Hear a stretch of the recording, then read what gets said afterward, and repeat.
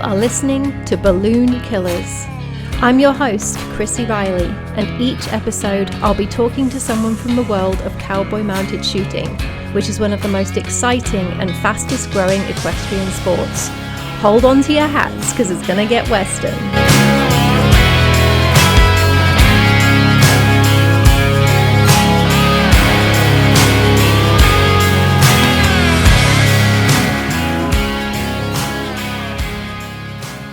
Hello everyone, I hope that you are all doing well. At least I hope you're having a better week than I am, because it has been a week, I can tell you. We've been dealing with wildfires in my local area, and anyone who has had to deal with wildfires and horses knows just how stressful this week has been for me. A highlight of my week though was interviewing my guest for this episode. He was born in New Mexico, the son of a senior Air Force NCO, and he spent 22 years in the Air Force himself.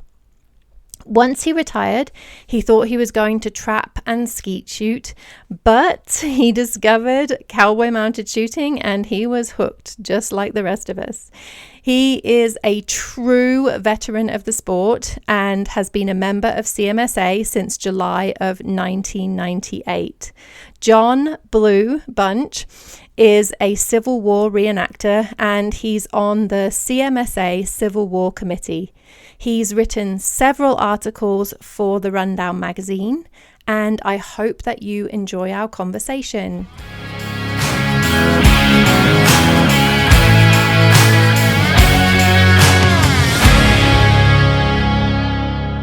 Hi, John. How are you doing today?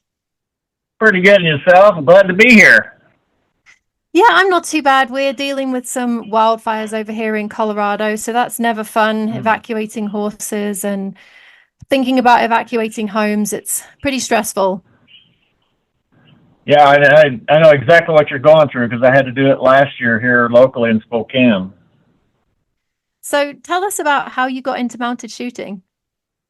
Well, I started out as a SASS, a Single Action Shooting Society ground shooter.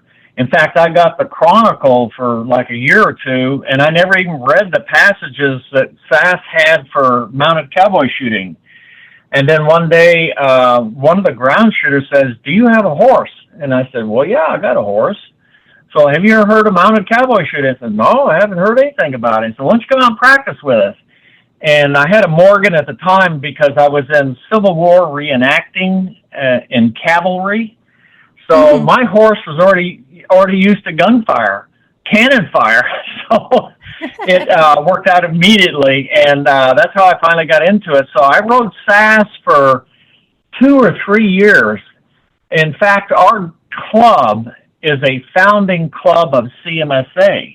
We finally went over to CMSA after a couple of years because we were the only club in the Pacific Northwest. So dare I ask, how long ago was that you started shooting? Okay, I got my little card right here. CMSA card number is 64. I joined on July 18th, 1998 for CMSA. Obviously, I did a little longer because of SASS, and I wrote a couple of years there in SASS. What was your SASS name? Because don't you have special names in SASS? And didn't they carry over to cowboy mounted shooting? It did originally. You had to have an alias in SASS. And I have been watching, remember the movie for Buffalo Gals, a Larry McMurtry movie? Yes. Made for TV? Well, Melanie Griffith was the heroine in that. And her boyfriend in that show, his name was Blue. So I figured if I adopted Blue, that's about as close as to Melanie Griffith as I'm ever going to get. I love that. So Blue, they've known me as Blue, and it carried over early on in CMSA. In fact, the wardrobe carried over from SASS, where we could wear, the canvas pants and stuff. And then slowly it evolved just to blue jeans and chinks, that kind of stuff. But you can still dress the old-time way if you want, without any penalties in CMSA. Yeah, we see a lot of shooters in Colorado who dress in like the long skirts and the corsets and things. Yes. So you've been doing this for a long time, as we've established, but what is it that you love about the sport? Well, obviously the competition, you always want to see if you, your horse, and gun can go in the same direction faster than anybody else. But it is kind of a family type of an atmosphere because when we first started out, we were bound and determined not to be tobacco chewing and beer drinking, that kind of stuff. We wanted to have the family aspect of it. And that's one of the things I like about CMSA. They keep encouraging the wranglers and trying to get, the young kids into it.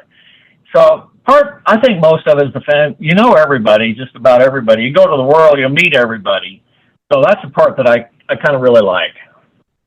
How has shooting changed since you first started? Well, the rule book certainly has changed. When we first started out, the rundown and the rule book said 36 to 45 feet. Now the rule book says just 36 feet for the rundown. The clothing thing has changed. We since have added shotgun to the event. Cavalry has come along. So those are the things that have advanced the sport. The rule book, relatively speaking, is one of the smallest rule books you'll find in any sport. But it's designed to make sure it's a fair a match for everybody involved. So those are some little things that have changed. Speaking of long guns, you mentioned shotgun. Someone told me that you are quite the expert on long guns and you actually pioneered the shotgun class. Oh, yeah. In SASS, ground shooting, they shoot shotgun, rifle, and 2 handguns. So when we started shooting mounted shooting, eventually rifle got in there. But after a while, about around 2010, I asked the question, why can't we use shotgun? Well, since then, I have copyrighted it and patented it and got the rights to mounted shotgun shooting, developing it into, two shots for 5 targets on the rundown, a gang of 2 and a gang of 3 targets.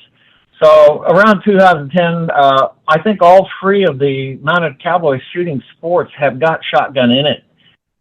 Shotgun tends to draw more for the long gun events, up to 3 times as many, and it's just a blast, quite frankly. We're seeing a lot of the younger shooters in Colorado wanting to join shotgun. Some of the teenagers who are coming up are really interested in progressing to long guns and particularly shotguns. So I thought you might be interested to know that. Wow, I appreciate that. Yeah. In fact, originally, if you can believe it or not, we asked about having rifle for the men and shotgun for the women. And then a lot of the girls got after me about that and said, nah, we want to, we'll try anything the guys can do, we're going to do too. So it fell by the wayside relatively quick. What's your most significant accomplishment in mounted shooting? I mean, you must have many accomplishments, the amount of time you've been doing it, but what's your most significant accomplishment?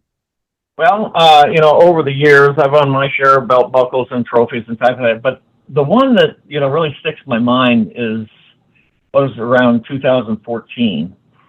I went to the World. I had not shot a clean match all year. And at the World, we get into the arena at the last stage, and the announcer said, does anybody want to run this class? And come to find out of I think there were 13 in the class, 7 of us were within 1 second, inside of 1 second of each other. And so I had to make a run shooting a long ways for me because I tend to crowd the targets pretty good because we get wind up here pretty bad. Mm-hmm. And I shot that clean, and that was my first clean match of that year. And somebody must have told the announcer that. The crowd just erupted, and I was so tickled pink I shot clean.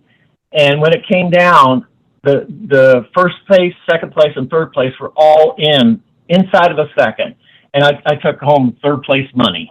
Nice. And I love that the reason that you chose that as your most significant accomplishment is because the way you sort of came back from a challenge. What's your favorite shoot and why? I kind of like them. I can't, ubiquitous like everything, But our local shoot here in Spokane, and actually we do it in Coeur d'Alene, Idaho. We've been doing it for 26 years, and this is our 26th year, and every year more and more people just have more and more fun at the things we do at the Coeur d'Alene North Arena. So I kind of favor my own shoot, but of the big ones, the one I liked the most at the time was when the Nationals were held in South Dakota, in Rapid City, South Dakota, and I had a blast there.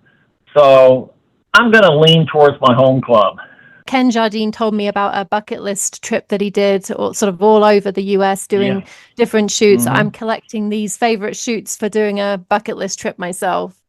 Ken is the committee chair for cavalry, and that's one thing I was in on when I started the first cavalry class at the World, and obviously the first shotgun class at the World, and the first range officer class that they had at the World when they first started out. And right now, the way Ken's going, we've got, I think, 34 sabers donated so far. They go out just like belt buckles in the main match. That's amazing. And I love the way that that's really promoting the cavalry class. I just started shooting cavalry myself, and I won the limited division of 2 people for my first cavalry shoot. So I was pretty proud of that. Well, the first cavalry shoot, they actually had Civil War reenactors judge our costumes. Oh, wow. So the first time, and we had to have a cap and ball pistol converted to 45 long Colt blanks. That rule has since changed. You can use your main match pistol in cavalry, but originally you had to have one of those conversions, which was another cost for the competitor type of thing. But I think the very first class at the World was like 35 riders, and in that class we had the Confederates and the Federal, and divided equally. We had like 70, 80 balloons that taped to the wall on the back end, and then we just charged, and a guy in blue had to shoot a gray balloon, and a guy in gray had to shoot a blue balloon, and it was a total crowd pleaser. I bet it was. So what's your favorite pattern and why? I'm going to have to say the arrow. It's the only stage's original stage. Well, there's some more, but it's the one that you fall back on when, you need a backup stage. It has changed over the year. It actually had a direction you had to flow. You flowed back and rolled back when you did the arrow, and then came down the rundown. And so now they've eliminated those requirements, and you can shoot the arrow probably 3 or 4 different ways that you want, trying to get the fastest time. I know that you're an author of cowboy stories. So tell me a little bit about that, and how did you get into that? Oh, my. I got my doctorate at Gonzaga, and of course you have to write a thesis then. And when I got done with that, I kept, hey, I might as well keep writing. Now, 2 of the novels, CMSA helped because I had learned to shoot from horseback. And 2 of the novels, one is Antebellum, the other one is the Spanish-American War. And in there, when I started writing about that part of it, I had a lot of experience from shooting from horseback. So I just kept, that aspect in both of those books. And then the 3rd novel is a total science fiction novel. What's your doctorate in? Education. I also just got my doctorate in education as well. But that's a random thing that we have in common. Yeah, I taught a lot of business, ethics. One of the instructors, they had a massive heart attack, and they were looking for somebody to teach early English literature. And I hadn't taught that in years. I had to run down to Barnes & Noble and get Beowulf and Canterbury Tales, read them real quick so I could teach the class. But it was fun for the 20 years. Well, that might be the answer to the next question, or maybe you've got a different one. But what's a little known fact about you? Well, teaching online, I tell you one instance, Wi-Fi was so hard to get that I had to go up to the announcer's booth during an event because I had a certain time requirement to grade papers and stuff. And while the announcers were announcing the event, I was grading papers, and I gave a live chat. And a couple of students asked, "Hey, what's that noise about?" Don't worry about it, type of thing. But I'm telling you, you do what you got to do. But that's where the Wi-Fi was best at, was in the announcer's booth. Yeah, I can imagine. I've actually had the situation. I work remotely as well, and I've had the situation where I've been at a shoot and there's been the gunfire in the background, and I've forgotten to put myself on mute, which is always a little bit embarrassing.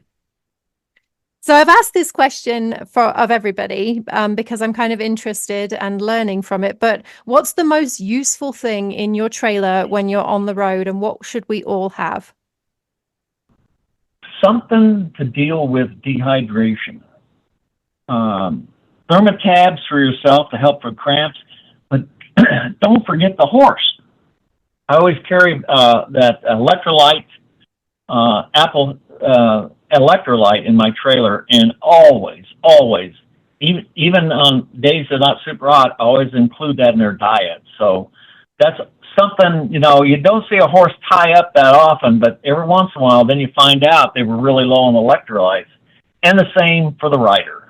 Well, that was my last question for you, John. So thank you so much for your time today. Okay, not a problem.